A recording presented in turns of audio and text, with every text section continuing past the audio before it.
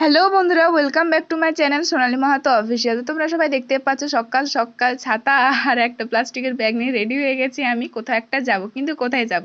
তো আমরা কয়েকদিন ধরে প্ল্যান করেছিলাম কয়েকজন বান্ধবী মিলে যে আমরা জল ঢালতে যাব। আসলে একটা কথা বলে রাখি, আমার জল ঢালতে নেই, কারণ আমার ঠাকুমা মারা গেছে আজ 1 বছর হয়নি, 1 বছর কেন 6 মাসও হয়নি। তো এই কারণে আমি জল ঢালবো না, আমি যাব এদের সঙ্গে সং দিতে। তো এর আগের দিনও যেহেতু আমার শ্যুট ছিল, তো ওই জন্যে বেশি রাত জাগা টাগা হয়েছিল, তো আর বাড়ি এসে অনেকটা লেট হয়েছিল। ওই জন্য আমার সকালে উঠতেও লেট হয়েছিল আর এখানে যেতেও লেট হয়েছিল। আর এদের মানে এমন, এদের সাহস বললেই চলে। এরা বলেছিল যে হেঁটে হেঁটে জল ঢালবে, আমাদের এখানে ঘর ডোবাবে, তারপরে হেঁটে হেঁটে সিকে রোড যাবে জল ঢালতে। এদের সাহস দেখে আমার মাথা খারাপ। এরা অর্ধেক দূরে যে বসবো না ঘুমাবো না শুবো এরা খুঁজে পাচ্ছে নি। মাঝখানে এরা বললো যে না, এরা কুবাইপোলের কাছে জল ডোবাবে। তো এরা কুবাইপোলের কাছে জল ডোবাতে গেল। আর এখানে যে দেখতে পাচ্ছ মন্দিরটা, মন্দিরটা দেখলেই আমার পুরো মানে গায়ের লোম দাঁড়িয়ে যায়। আমরা যতবারই সিকে রোড যাই ততবারই মন্দিরটার সামনে দাঁড়াই, প্রণাম করি, তারপরে যাই। তো এরা এখানে ঘর ডুবিয়ে আবার চলতে শুরু করে দিল, কারণ অনেকটা রাস্তা। আর এরা মানে শুধু একটা কথাই বলছে যে কখন পৌঁছাবো কখন পৌঁছাবো। এরা এখনো সিকে রোডও পৌঁছায়নি, তারপর ফাইনালি এরা সিকে রোড পৌঁছেছে। তোমরা বুঝতে পারবে না যে এই জায়গাটা অ্যাকচুয়ালি কোন জায়গা, যতক্ষণ না তোমাদেরকে ওই যে ওই চৌরঙ্গিটা দেখানো হচ্ছে, মানে চারটা রাস্তা চারদিকে চলে যাচ্ছে, ওই জায়গাটা যতক্ষণ না দেখানো হচ্ছে তোমরা বুঝতেই পারবে না যে এটা অ্যাকচুয়ালি রোড কিনা। আর এরা এমন হাবভাব করছে যেমন সিকে রোড এর সামনেই, মানে 1-2 কিলোমিটার এরম অবস্থা, কিন্তু এরম নয়, আমাদের এখান থেকে সিকে রোড অনেকটাই। তো এদের বাড়িতে এমন হাবভাব ছিল যে না না মানে 2 পায়ে ওরা পৌঁছে যাবে এমন ব্যাপার, কিন্তু ওদের অবস্থা যা হয়েছিল সেদিন সেটা একমাত্র আমি জানি আর ওরাই জানে। মাঝ রাস্তায় যে বলছে মন্দিরটা কোথায়, মন্দিরটা কোথায়, মন্দিরটা কোথায়, এরকম করছে। আর এই যে দেখতে পাচ্ছি এখান থেকে আর এরা উঠতেই পারছি না, অসম্ভব। এরা বলছে আমরা এর পরের বছর যদি আর জল ঢালতে আসি তো বলবি। আমি তো এদেরকে বলছি যে কেন আসবি না, এরা বছর বছর আয়, হেঁটে হেঁটে হেঁটে হেঁটে আসবি তোরা প্রত্যেক বছর।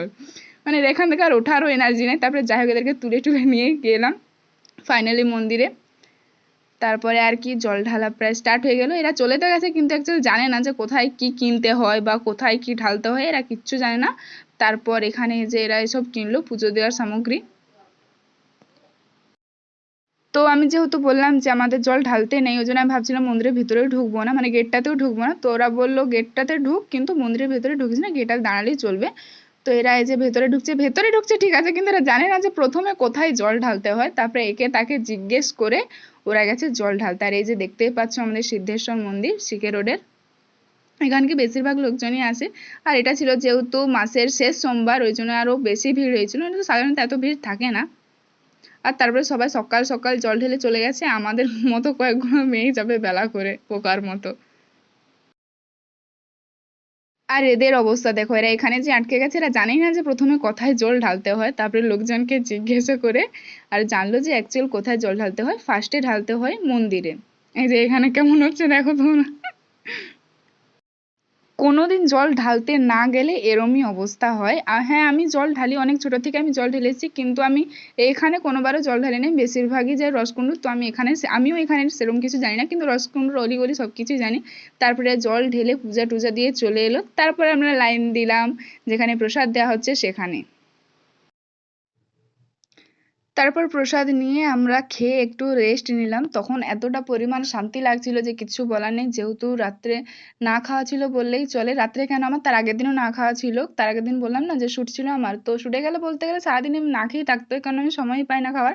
আর এরা রাত্রে কাণ্ডে পিণ্ডে মানে কিনে নিয়েছে আর কি, জানি যে সকাল থেকে উপোস দিতে হবে তো ওই জন্য। আর এখানে এদের পায়ের অবস্থা দেখো, আমি জুতো পরে গেছিলাম কারণ আমি তো জল ঢালবো না।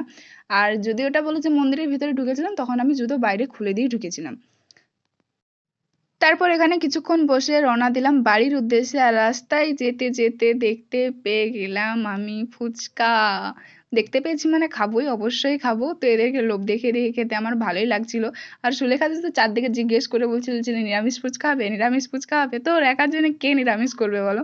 বুঝলে আমি এদেরকে খাইয়ে খাইয়ে আর কি লোভ দেখাচ্ছিলাম, ভালোই লাগছিল অবশ্য।